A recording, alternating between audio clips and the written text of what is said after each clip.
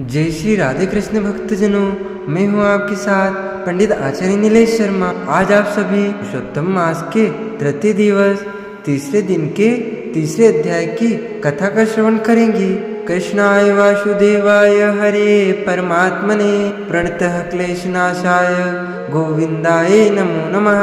गुरुर्ब्रह्मा गुरुर्विष्णु गुरुर्देवो महेश्वरः, गुरु साक्षात् परब्रह्म तस्मै श्री गुरुवे नमः। जय जय श्री राधा रमण, जय जय नवल किशोर, जय गोपी चित चोर प्रभु, जय जय माखन चोर। मात मेरी श्री राधिका, पिता मेरे घनश्याम, इन दोनों के चरणन में मेरा बारंबार प्रणाम, मेरा बारंबार प्रणाम। बोली श्री लक्ष्मी नारायण भगवान की जय, श्री वृंदावन बिहारी लाल की जय, श्री पुरुषोत्तम भगवान की जय, श्री राधे रानी सरकार की जय। ऋषिगण बोले, हे महाभाग, नर के मित्र नारायण नारद के प्रति जो सुवचन बोले वह आप विस्तार पूर्वक हमसे कहें। सूत जी बोले, हे द्विशतमो, नारायण ने नारद के प्रति जो सुंदर वचन कहे वह जैसे मैंने सुने हैं वैसे ही कहता हूँ, आप लोग सुने।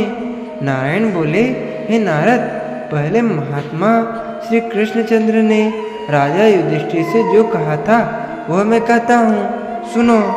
एक समय धार्मिक राजा आजात शत्रु युधिष्ठिर छल प्रिय धृतराष्ट्र के दुष्ट पुत्रों द्वारा द्रुत क्रीड़ा में हार गए।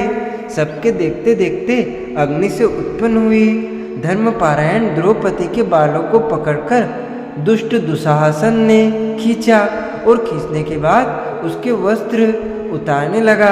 तब भगवान कृष्ण ने उसकी रक्षा की। पीछे पांडव राज्य को त्याग काम्य वन को चले गए। वह अत्यंत क्लेश से युक्त वे वन के फलों को खाकर जीवन बिताने लगे। ऐसे जंगली हाथियों के शरीर में बाल रहते हैं, इसी प्रकार पांडवों के शरीर में बाल हो गए।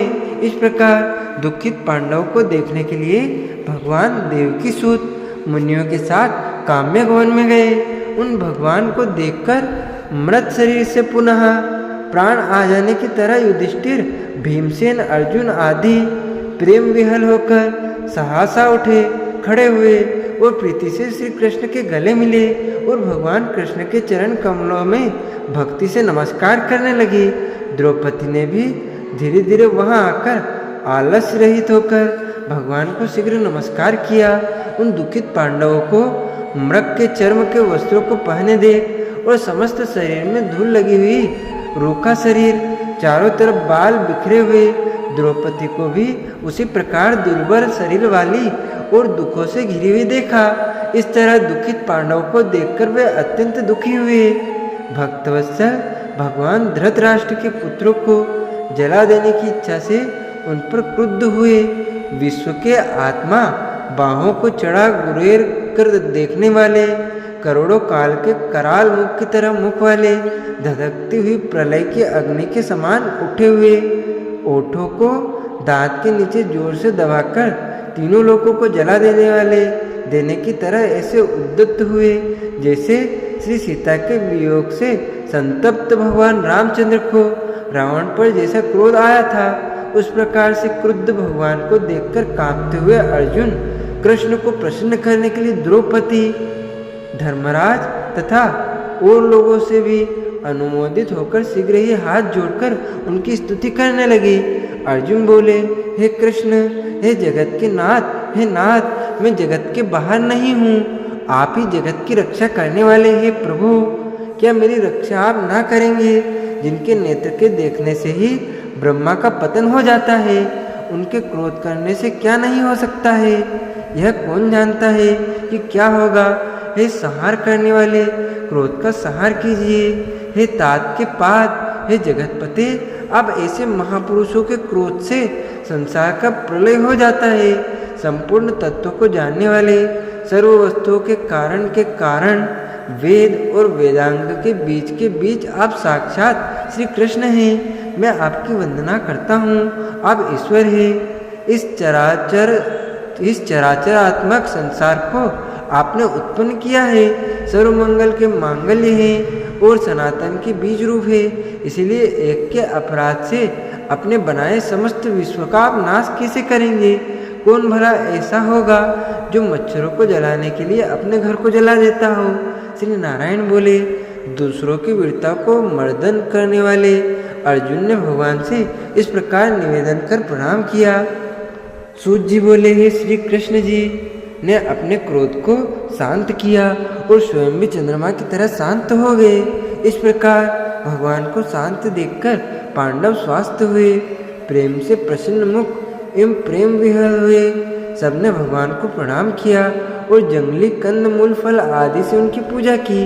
नारायण बोले, तब शरण में आने योग्य भक्तों के ऊपर कृपा करने वाले श्री कृष्ण को प्रसन्न जान विशेष प्रेम से भरे हुए नम्र अर्जुन ने बारंबार नमस्कार किया और जो प्रश्न अपने हमसे किया है वही प्रश्न उन्होंने श्री कृष्ण से किया।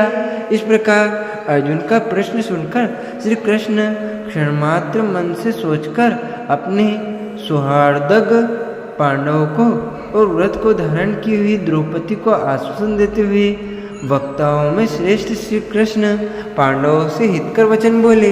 श्री कृष्ण बोले, हे राजन, हे महाभाग, हे विभत्सो, अब मेरा वचन सुनो। आपने यह प्रश्न अपूर्व किया है। आपको उत्तर देने में मुझे कोई उत्साह नहीं हो रहा है। इस प्रश्न का उत्तर गुप्त से भी गुप्त है, ऋषियों को भी नहीं विदित है। फिर भी हे अर्जुन, मित्र के नाते अथवा तुम हमारे भक्त हो, इस कारण से हम कहते हैं। हे सुव्रत, वह जो उत्तर है वह अति उग्र है, अतः क्रम से सुनो। चैत्रादि जो 12 मास निमेष महीने के दोनों पक्ष, घड़िया, प्रहर, त्रिप्रहर, 6 ऋतुएं, मुहूर्त, दक्षिणायन और उत्तरायण, वर्ष 4 युग, इसी प्रकार परार्ध तक जो काल है, यह सब और नदी, समुद्र, तालाब, कुएं, बावली, गढ़ैया, सोते, लता, औषधियों, वृक्ष, बांस आदि पेड़, वन की औषधियाँ, नगर, गांव, पर्वत, पुइया, ये सब मूर्ति वाले हैं और अपने गुणों से पूजे जाते हैं। इनमें ऐसा कोई अपूर्व व्यक्ति नहीं है जो अपने अधिष्ठात्र देवता के बिना रहता हो। अपने अपने अधिकार से पूजे जाने वाले ये सभी फल को देने वाले हैं। अपने अपने अधिष्ठात्र देवता के योग के महत्व से ये सब सौभाग्यवान हैं। हे पांडुनंदन, एक समय अधिक मास उत्पन्न हुआ।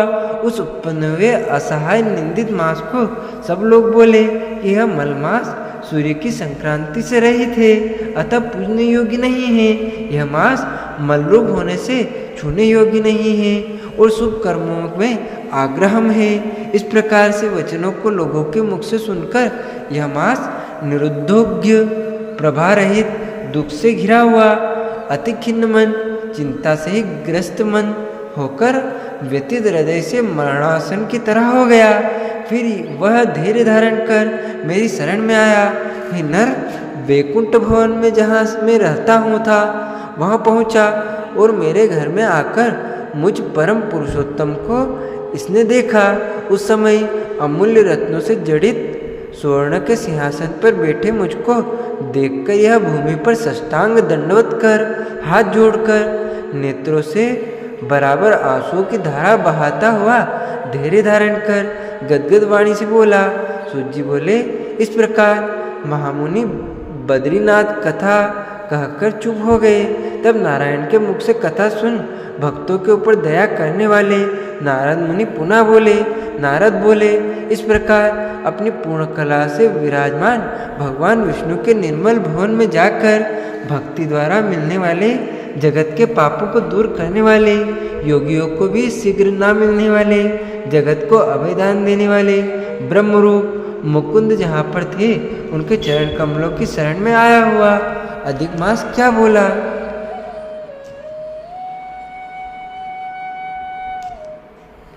इति श्री ब्रह्म नारद पुराणे पुरुषोत्तम मास महात्म्ये तृतीय अध्याय पूर्णम।